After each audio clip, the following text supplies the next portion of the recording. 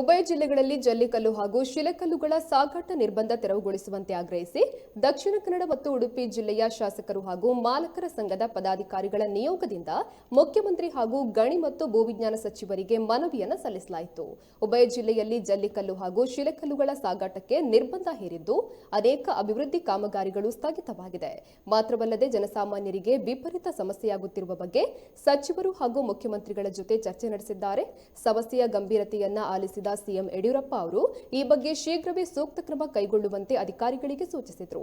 ಈ ಸಂದರ್ಭದಲ್ಲಿ ಶಾಸಕ ಹರೀಶ್ ಪೂಂಜಾ, ಮಂಗಳೂರು ಶಾಸಕ ವೇದವ್ಯಾಸ ಕಾಮತ್, ಉಡುಪಿ ಶಾಸಕ ರಘುಪತಿ ಭಟ್, ದಕ್ಷಿಣ ಕನ್ನಡ ಮತ್ತು ಉಡುಪಿ ಜಿಲ್ಲೆಯ ಕಲ್ಲಿನ ಕೊರೆಯ ಮಾಲೀಕರು, ಕ್ರಷರ್ ಮಾಲಕರು, ಕಟ್ಟಡ ಸಾಮಗ್ರಿ, ಲಾರಿ ಟೆಂಪೋ ಮಾಲಕರ ಸಂಘದ ಪದಾಧಿಕಾರಿಗಳು ಉಪಸ್ಥಿತರಿದ್ದರು.